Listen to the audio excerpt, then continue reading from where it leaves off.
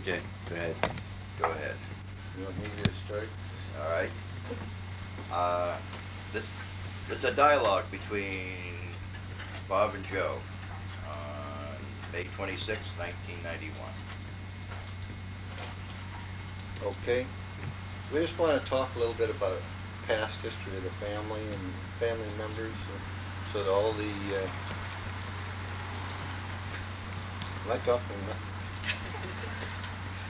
All the kids and family know a little bit about where they came from and what took place with their ancestors and that type of thing. So we hope you enjoy it.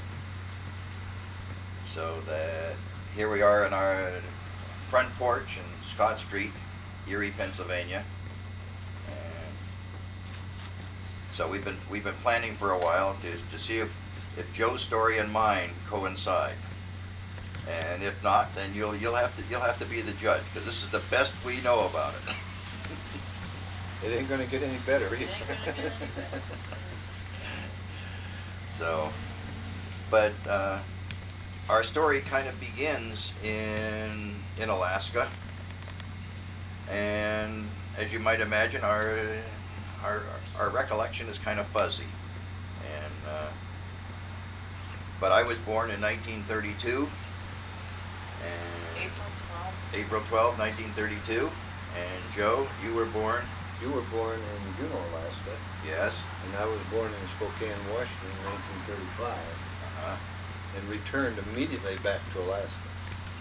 Now, do you have any recollection of this returning to Alaska, or why the folks Why would they have went gone to out to Spokane?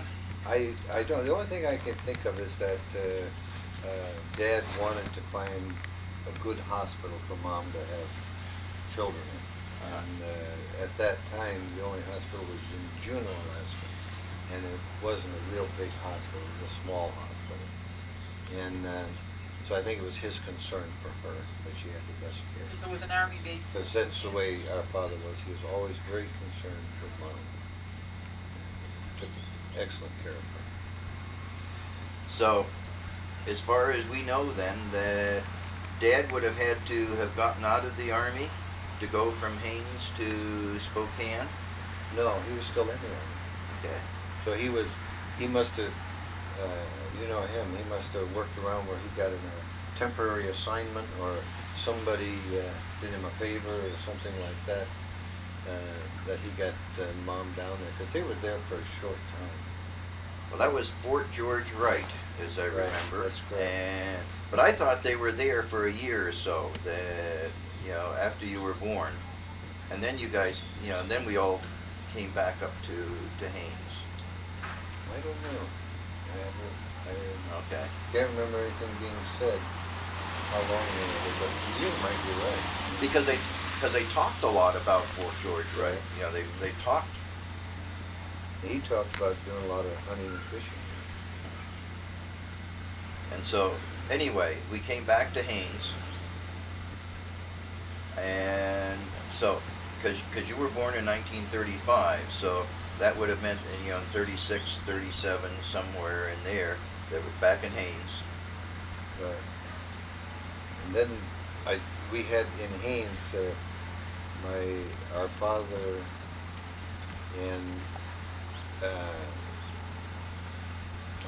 and grandfather built a house for us, and they built it right from scratch. Showing up, they had a rock fireplace, a large living room, bedroom bunk beds that he built for us, and he did about all the construction. Him and Grandpa did. Now, this was in Haines. That was in Haines. Is it still I there? guess I don't remember. That place burned down the last time we were up in '53. I watched it burn down.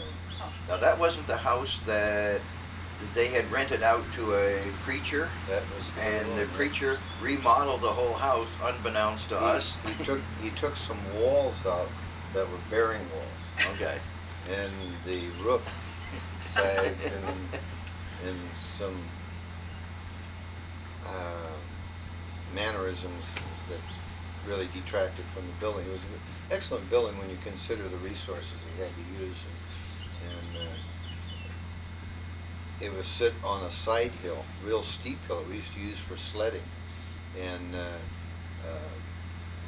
it was in fact, the hill went down and then took left at the bottom, and it was banked. And I remember one year, Bob and his buddy, we used to call him cockeye because he was cross-eyed. And he was our buddy. We went every place together. When he was an Indian, Tlingit Indian, and a good friend of ours. And he was raised by a Filipino named Paul Pydad.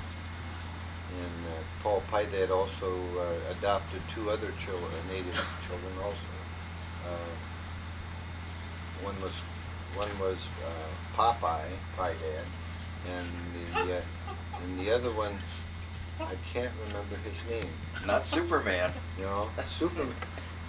You know, it's like Pat when she tells a story about her family and the family names and how they got to have them. And this is what happened. What I almost said to you was, no, Superman drowned in the river, and that's what happened to him, because the Indians found the comic books had heroes in them, you know, and that's so they named their children after heroes. You wouldn't name them after Donald Duck or anybody like that, but these were heroes to them, and so they used those names. And so a lot of the kids had what we thought were funny names. They didn't look at it as funny names.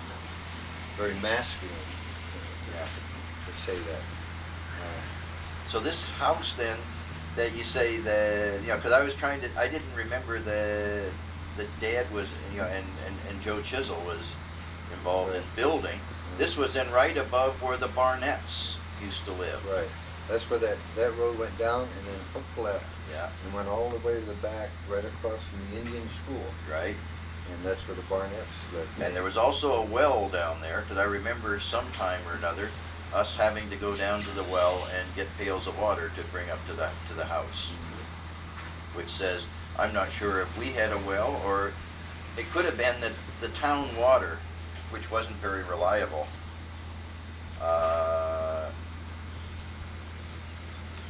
had run dry, and so we had to go from the town well. Yeah. There was the time that you and your friends went down that long hill. It was a steep hill, about 60% grade on that hill. And they went down and they didn't turn at the end of it. And down below that was, what is that stuff? Peat bog. There's a peat bog in there, and it never froze because they won't freeze, you know. Snow would be on top of them. And their sleds went up in the air and down into the peat bog, and they come walking in the house with this black muck all over their faces, all over their snowsuits and Well, part of that whole thing is in that peat bog grew something called skunk cabbage. skunk cabbage, yeah. And so it being in the skunk cabbage, and you know, and I think the first place that we went to was the Barnett's house, and Mrs. Barnett, you know, who was, you know, a grandmotherly kind of person, as I remember, Yes. threw us out because we stunk, and that's kind of where I forget what do you remember? That's what I remember is you guys coming up to the house, and I know Dad looked like he wasn't going to let you in either. And you guys were just covered with this black muck, you know, peat soil you put in your flower beds and stuff. When it gets wet, it's just a black, gooey mess. And then we used to take the dog sleds without the dogs and take them down this steep hill too. Well, naturally, it was hard to turn them on that sharp a turn, so everybody would bail out and let the sled go, you know.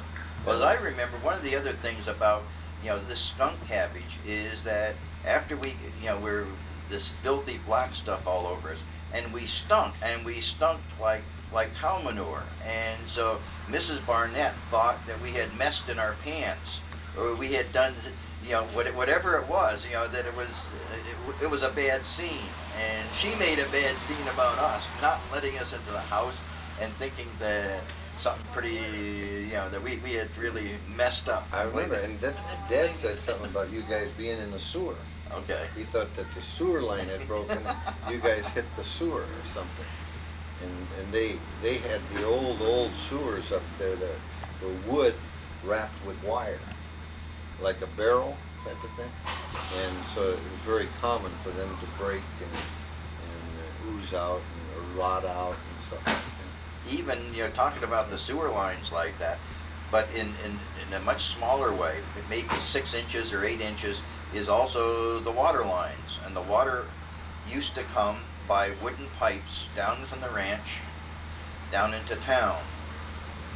And remembering a couple places where the pipes came to the surface, and looking at these strange looking things, and and there were these literally wooden pipes, which were the first kinds of pipes that they had up there.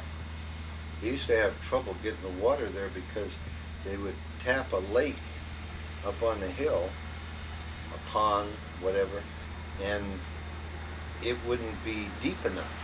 So the lake would freeze, and in the wintertime nobody could get any water.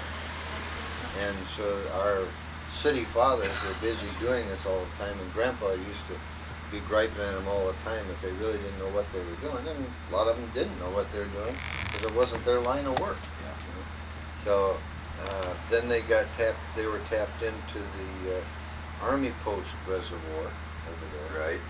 And they got their water from there, but then when the outside interests bought the Army Post, they didn't want the city having the water, so then they had to go back to their other sources and get water. And so when we left in 1953, they were still having water problems. Joe, when you said Grandpa, who were you talking about? And like who was all living there? And Yeah, that was Grandpa Wehrer. And when we talk about our grandfather, we're talking about Grandpa Chisel, Joe Chisel. Yeah, Joe Chisel went up to Alaska approximately in 1898, and went up to find gold like everybody else. And after going up over the Chilkoot Pass, decided he had enough of this kind of stuff, and so he ended up going to Skagway first, and then living in Haines, and he ended up being a merchant. But originally he came from Wisconsin. He came from a family of 9 brothers, and he did not want to be a farmer. He particularly didn't want to be a cow farmer, a dairy farmer. And so he went west and was traveling around until the gold rush time came, and he decided to make his fortune. Then later on, he married, his wife was Emily Dowling, and she was from Wilkes-Barre, Pennsylvania.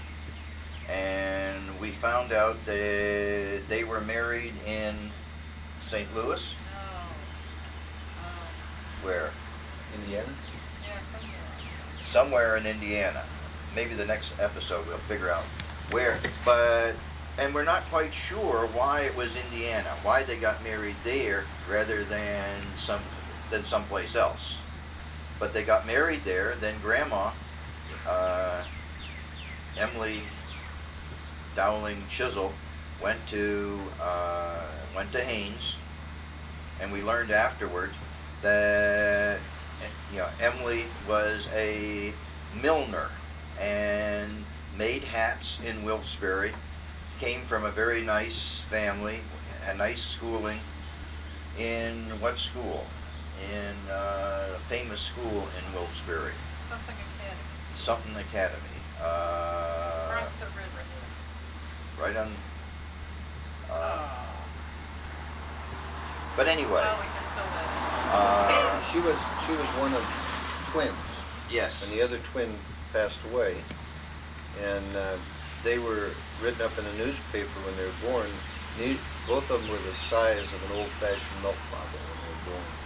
They were so small. And but she grew up to be a very hardy person, a lot of energy. Was always a businesswoman, and addressed herself as such. She was not a housewife, she was not a wife, she was a business person. And she played the piano. And she sang all kinds of songs that at least I vaguely can remember. Something about the mockingbird. Yeah. Listen to the mockingbird. And yeah, and thinking, you know, I don't know if you can remember of any that she would sing, but she also had Pekingese dogs, right? Yeah. We have a lot of her sheet music. Yeah.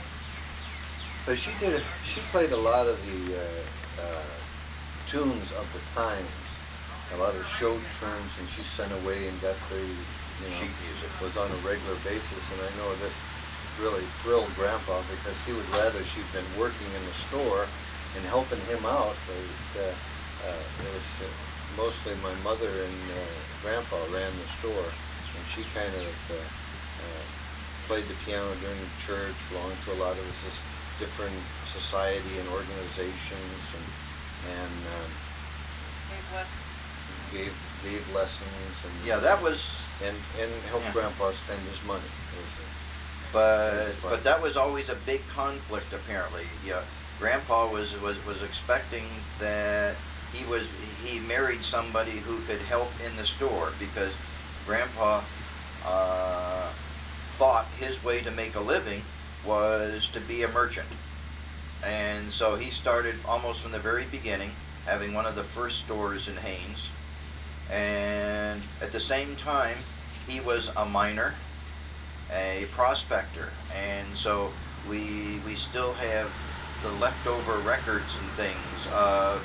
There was the Porcupine River and mines there. There was several mining districts around Haines in which he was part of, and at the same time he was busy building this 3-story concrete building, the largest building in Haines at the time. He was also an assayer, Yeah. a person who finds out how much ore is in the rock that you have, what the percentage of ore is in the ground. And he learned to be an assayer by taking a correspondence course from whatever the correspondence school is in Scranton, Pennsylvania. And so there's any number of books that we found since then. Every time he wanted to learn something, he would send away for the books and learn it, because there wasn't any real way for him to learn whatever he needed to know. So his method of business, you can see how this was all, he was building up skills and tools for his business. And what he was doing was grub staking miners to go up and to look for gold, and he would give them the tools if they would sign the document to give them a percentage of what they got. And he was looking for naturally hard-working guys that had some sense, that weren't going to duck out on him the first time they went out there, and people that were going to last. And also he was going to do their assay work, so they had to come to him when they come back.